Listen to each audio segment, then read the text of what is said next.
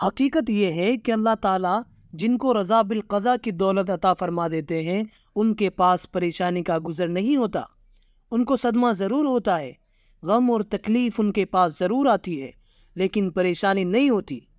اس لیے کہ وہ جانتے ہیں کہ جو کچھ غم یا صدمہ آ رہا ہے وہ میرے مالک کی طرف سے آ رہا ہے، اور میرے مالک کی حکمت کے مطابق آ رہا ہے، اور میرے مالک کی تقدیر کے مطابق میرا فائدہ بھی اسی میں ہے۔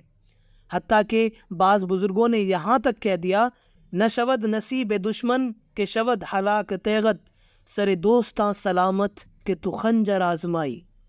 یعنی یہ بات تمہارے دشمن کو نصیب نہ ہو کہ وہ تیری تلوار سے ہلاک ہو، دوستوں کا سر سلامت رہے کہ تو اس پر اپنا خنجر آزمائے۔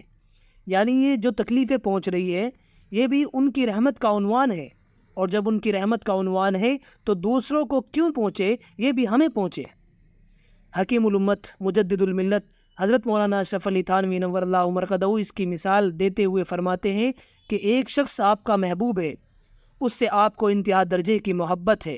اور اس محبوب کے دور ہونے کی وجہ سے بہت عرصے سے اس سے ملاقات نہیں ہوئی۔ اچانک وہ محبوب آپ کے پاس آتا ہے اور چپکے سے آ کر آپ کو پیچھے سے پکڑ کر زور سے دبا لیتا ہے، اور اتنی زور سے دباتا ہے کہ پسلیاں ٹوٹنے کے قریب ہونے لگتی ہیں اور آپ کو تکلیف ہوتی ہے، جس کے نتیجے میں آپ چیختے اور چلاتے ہیں اور اپنے کو چھڑانے کی کوشش کرتے ہیں اور پوچھتے ہیں کہ تم کون ہو؟ وہ جواب میں کہتا ہے کہ میں تمہارا فلاں محبوب ہوں، اگر تمہیں میرا یہ دبانا پسند نہیں ہے تو میں تمہیں چھوڑ دیتا ہوں اور تمہارے رقیب کو دبا لیتا ہوں۔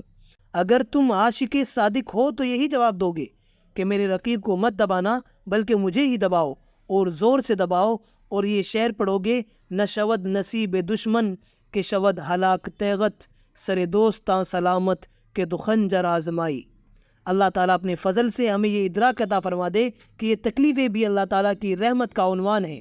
لیکن ہم چونکہ کمزور ہیں اس لیے ہم ان تکالیف کو مانگتے نہیں، لیکن جب وہ تکلیف آ گئی تو ان کی حکمت اور فیصلے سے آئی ہے، اس لیے وہ ہمارے حق میں بہتر ہے۔